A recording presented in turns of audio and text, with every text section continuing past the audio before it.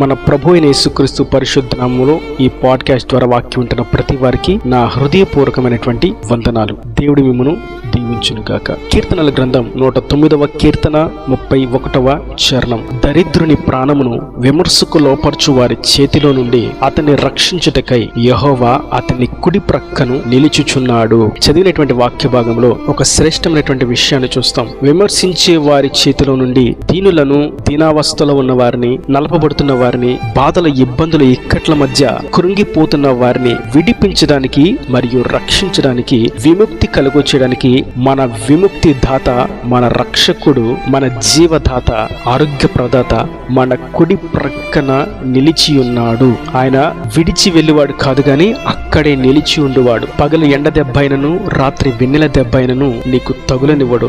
రాత్రి వేళ కలుగు భయము నుండి, పగటి వేళ ఎగురు బాణము నుండి, చీకటిలో సంచరించు తెగులు నుండి, మధ్యాహ్నమందు పాడు చేయు రోగముల నుండి ఆయన విడిపించడానికి, రక్షించడానికి మన కుడి పార్శ్వమున ఆయన నిలిచి ఉన్నాడు. లోకంలో చూసినట్లయితే ధనం ఉన్నంతసేపు, మంచి ఉద్యోగం చేసేంతసేపు, మంచి పలుకుబడి ఉన్నంతసేపు, అధికారం ఉన్నంతసేపు జనులు చీమల వలె ఆవరించి ఉంటారు. అయితే అధికారం పోయిన తర్వాత, ధనము దిగజార్చేసిన తర్వాత, ఖ్యాతి కోల్పోయిన తర్వాత, ఉన్న సత్తువ నిస్సత్తువగా మారిన తర్వాత జనులు విడిచి ప్రక్కకు తొలగిపోతారు. కానీ నా ప్రభు, నేను ప్రకటిస్తున్నటువంటి రక్షకుడు, సృష్టికర్త, జీవనదాత, సర్వోన్నతుడు, సర్వాంతర్యామి, వాత్సల్యపూరుడు, కరుణ, కృప కలిగిన దేవుడు, అత్యంత కృప కలిగినటువంటి నా ప్రభు సెలవిస్తున్నారు. దీనావస్థలో ఉన్నటువంటి మీ ప్రాణములను రక్షించడానికి, విమర్శ చేస్తున్న వారి చేతుల నుండి విడిపించి విమోచించడానికి నేను మీ కుడి ప్రక్కన నిలిచి ఉన్నాను. ఈ మాట ఎంతో శక్తివంతమైనది. ఆయన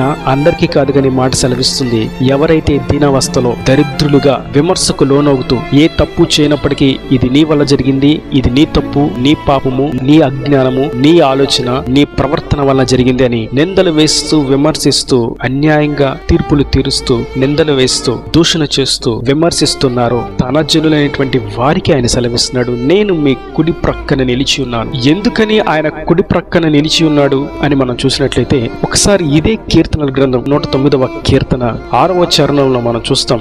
అపవాది వాని కుడి ప్రక్కను నిలుచునుగాక. సాతానుగాడు కూడా నశించిపోయే వారికి, పాపము చేయవారికి, తప్పుడు ఆలోచనలో నడుస్తున్న వారికి, పాపపు చీకటి మార్గంలో నడుస్తున్న వారికి సాతానుగాడు వారి యొక్క కుడి ప్రక్కన నిలిచి ఉంటాడు. ఎవరికి అని చూసినట్టయితే పాపులకు, దుష్ట మార్గంలో ఉన్న వారికి, దుష్ట సంబంధులకు, దుర్మార్గమైనటువంటి ప్రవర్తన కలిగిన వారికి సాతానుగాడు వారి కుడి ప్రక్కన నిలిచి ఉంటాడు. అయితే ఆయనను నమ్ముకుని, ఆయన రక్తంలో కడగబడి, ఆయన చిత్తానుసారంగా అడుగు వేస్తున్నా, ఆయన ఆజ్ఞానుసారంగా జీవిస్తున్నా, పవిత్రతకు, పరిశుద్ధతకు జీవితాన్ని ప్రతిష్ఠించుకొని ఆయన రాజ్యం వెళ్లేంత వరకు నేను ఏ కల్మషమును నాకు తగలకుండా నేను కాపాడుకోవాలని కంకణం కట్టుకున్నటువంటి తన జనులకు, విమర్శకు లోనవుతున్న వారికి, దీనావస్థలో ఉన్న వారికి, దరిద్రులుగా ఉన్న వారికి, తోయబడిన వారికి, దిక్కులేని వారిగా చేయబడిన వారికి, అనాథులుగా విడవబడిన వారికి, విసికి వేసారిన భయాందోళన స్థితిగతుల్లో ఉన్న వారికి, ఇక మా జీవితం నశించిపోతుంది అని దిగులుతో ఉన్న వారికి ప్రభు సెలవిస్తున్నారు. మీ చుట్టూ ఉన్నటువంటి పరిస్థితులను బట్టి దుఃఖించకండి, భయపడకండి. నేనున్నాను. వారి చేతిలో నుండి రక్షించడానికి, విడిపించడానికి నేను మీ కుడి ప్రక్కన నిలుచుచున్నాను. ఈ కీర్తనల గ్రంథం 37వ కీర్తన 39వ చరణంలో మనం చూస్తాం. యెహోవాయే నీతిమంతులకు రక్షణాధారము. బాధ కలుగునప్పుడు ఆయనే వారికి ఆశ్రయదుర్గము. యెహోవా వారికి సహాయుడై వారిని రక్షించును. వారు యెహోవా శరణుజొచ్చి ఉన్నారు గనుక ఆయన భక్తిహీనుల చేతుల నుండి వారిని విడిపించి రక్షించును. ఆయన విమర్శ చేయి వారి చేతుల నుండి విడిపిస్తాడు, భక్తిహీనుల చేతుల నుండి కూడా మనలను విడిపిస్తాడు. కారణం ఆయనే మన రక్షణాధారము, ఆయనే మన ఆశ్రయ దుర్గము. ప్రతి చిన్న సన్నివేశానికి, ప్రతి బాధకు, ప్రతి నిందకు, అవమానానికి ప్రభువా ఇదిలా జరిగింది అని మాటి మాటికి ప్రార్థిస్తూ హృదయంలో నుండి ఒక ఆలాపనను ఆయనకు తెలియజేస్తూ ఉన్నారు కదా, అదే ఆయన నిజమైనటువంటి ఆశ్రయము. ఈ లోకంలో నాకు అన్యాయం జరగవచ్చు, ఈ లోకంలో ఉన్నటువంటి ప్రతి వారు విమర్శించవచ్చు, నా జయమును అపజయంగా మార్చవచ్చు, నా ఖ్యాతిని అవమానకరంగా మార్పు చేయొచ్చు, కానీ నా దేవుడు నాకు ఆశ్రయ దుర్గముగా ఉన్నాడు. ఆయన నా రక్షణాధారము అని ఆయన మీద ఆశ పెట్టుకున్న వారిని ఆయన ఎప్పుడు విడిచిపెట్టడు. ఆయన వారికి సహాయుడై రక్షిస్తాడు. ఆయన శరణు చూచినటువంటి తన జనులను ఆయన విమోచిస్తాడు. ఆయన విముక్తి దాత.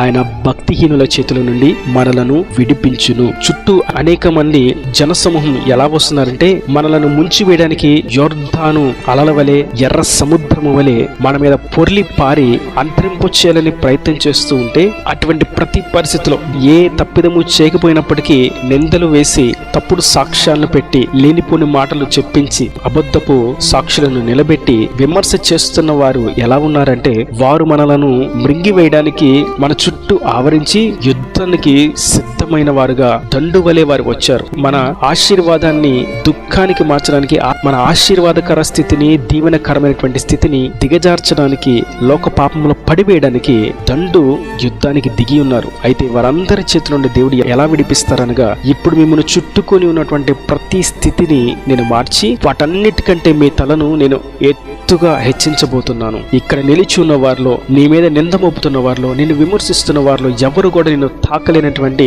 ఉన్నత శిఖరములను నేను ఎక్కింపజేయుచున్నాను. కారణం, నన్ను నీవు ఆశ్రయదుర్గముగా చేసుకుని ఉన్నావు గనక, నన్ను నీ రక్షకునిగా అంగీకరించి ఉన్నావు గనక, నన్ను నీ సహాయకుడిగా చేసుకుని ఉన్నావు గనక, నా శరణజొచ్చి నీవు ఉన్నావు గనక, నా రక్తంలో నీవు కడగబడి ఉన్నావు గనక, నా ఆజ్ఞానుసారంగా నీవు జీవిస్తూ ఉన్నావు గనక, తోటివారిని ప్రేమిస్తూ క్షమిస్తూ కోపాన్ని విడిచిపెట్టి ఉగ్రతను మానుకొని అవిధేయతను మన్నిస్తూ సమాధానంగా దీర్ఘశాంతంతో సమస్తమును సహిస్తూ ముందుకు సాగుతూ ఉన్నావు కనుక, నేను విమర్శించే వారందరికంటే, నిన్ను యుద్ధము చేసి హతమార్చాలని అడుగు వేసిన యుద్ధ సమూహం అంతటికంటే, భక్తిహీనులందరికంటే నేను మీ తనను హెచ్చింపచేయుచున్నాను. కొందరిని మనం చూస్తూ ఉంటే, విమర్శ చేసేవారు అన్ని జనాంగంలో ఉంటే, భక్తిలో ఉన్నామనేటువంటి ముసుగులో ఉన్న భక్తిహీనులు చేసేటువంటి విమర్శ ఎంతో దుఃఖానికి తావుతీస్తుంది. మన హృదయమును అర్థం చేసుకున్న వారు, మనతోటి పాలిభాగస్తులు, దేవుని అతి పరిశుద్ధమైనటువంటి రక్త మాంసంలో మనతో పాటు చేయి వేస్తున్న వారు, మనవలే వారు కూడా, మనము వారు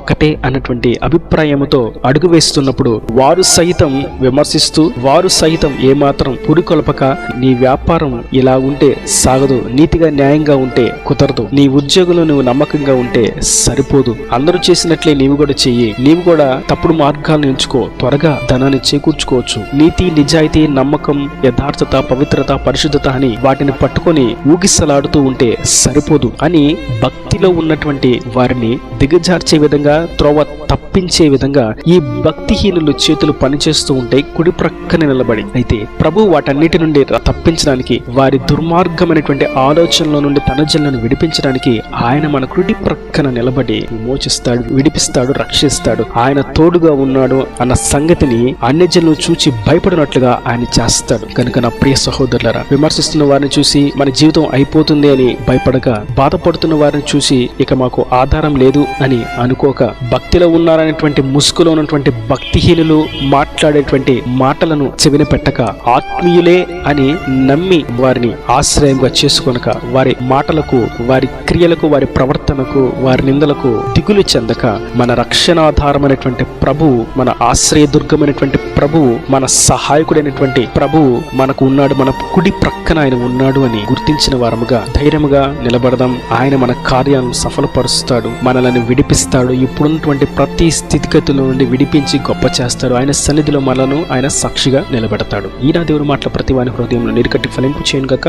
ఆమెన్. God bless you. తలలు వంచి కన్నులు మూసేటైతే మీ కొరకు చిన్న ప్రార్థన. ప్రేమ స్వరూపీకరణ కటాక్షం గల తండ్రి, నా ప్రభువా, ఈ వాక్యమైన ప్రతి వారిని మీరు నిండాలుగా దీవించండి, ఆశీర్వదించండి. వారి ప్రతి అవస్థను ఒక్కరి నుండి మహిమలో తీర్చండి. విమర్శించి వారి చేతిలో నుండి నీ జనులను విడిపించండి. భక్తిహీనుల చేతిలో నుండి నీ జనులను విడిపించండి. నీవే ఆశ్రయ దుర్గముగా, రక్షణాధారముగా, నిజమైనటువంటి సహాయకుడుగా నీ ఉండి ప్రతి వాని యొక్క దుస్థితిలో నుండి, దీనావస్థల నుండి విడిపించి లేవనెత్తి ఎవరు అందుకోలేనటువంటి ఉన్నతమైనటువంటి శిఖరములను ఎక్కింపచేసి నీ సన్నిధిలో సాక్షి నిలబెట్టి రాకడ రాజ్యాన్ని సిద్ధపరచమని యేసు పరిశుద్ధ నామములో ప్రార్థించి వేడుకుంటున్నాను తండ్రి. ఆమేన్. ఆమేన్.